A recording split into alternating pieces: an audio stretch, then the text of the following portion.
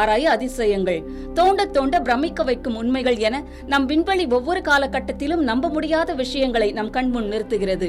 அந்த வகையில் தற்போது ஆராய்ச்சியாளர்களின் கண்டுபிடிப்பு ஒன்று மனித இனத்தை வியப்பில் ஆழ்த்தியுள்ளது. என்ன என்பதை முழுமையாக விளக்குகிறது இந்த பதிவு.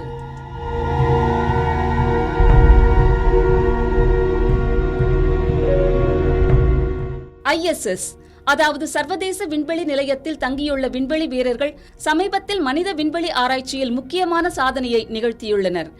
விண்வெளி நிலையத்தில் சிறிய அளவிலான ரெட் ரஷ்யன் கேல் மற்றும் வாசாபி கடுகு வகை தாவர முளைகள் வளர்க்கப்பட்டு வருவதாக இன்ஸ்டாகிராம் பதிவின் மூலம் அவர்கள் தெரிவித்துள்ளனர். இந்த சிறிய தாவர முளைகள் தனிப்பட்ட தாவர வளர்ப்பு அமைப்புகள் மட்டுமல்லாமல் விண்வெளி நிலையத்தின் பல்வேறு பகுதிகளில் தாவரங்கள் எவ்வாறு வளர்ச்சியடைகின்றன என்பதை ஆய்வு செய்ய விஞ்ஞானிகளுக்கு உதவுகின்றன.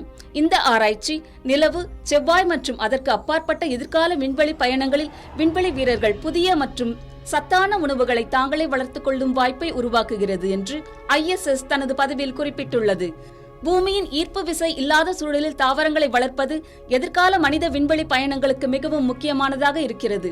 நிலவு அல்லது செவ்வாய்க்கு நீண்ட கால பயணங்களை மேற்கொள்ளும் போது விண்வெளி வீரர்களுக்கு தடையில்லாத உணவு ஆதாரங்களும் ஆக்சிஜன் மற்றும் கார்பன் டை ஆக்சைடு சுழற்சியை பராமரிக்கும் இயற்கை அமைப்புகளும் தேவைப்படும். பூமியின் ஈர்ப்பு விசை இல்லாமலேயே பயிர்கள் வேகமாகவும் ஆரோக்கியமாகவும் வளர முடியும் என நிரூபிக்கப்பட்டிருப்பது விண்வெளியில் விவசாய அமைப்புகளை உருவாக்கும் முயற்சியில் விஞ்ஞானிகளுக்கு ஒரு மைல்கல்லாக பார்க்கப்படுகிறது. இந்த தகவல் சமூக வலைதளங்களில் பலரின் கவனத்தை ஈர்த்திருப்பது குறிப்பிடத்தக்கது.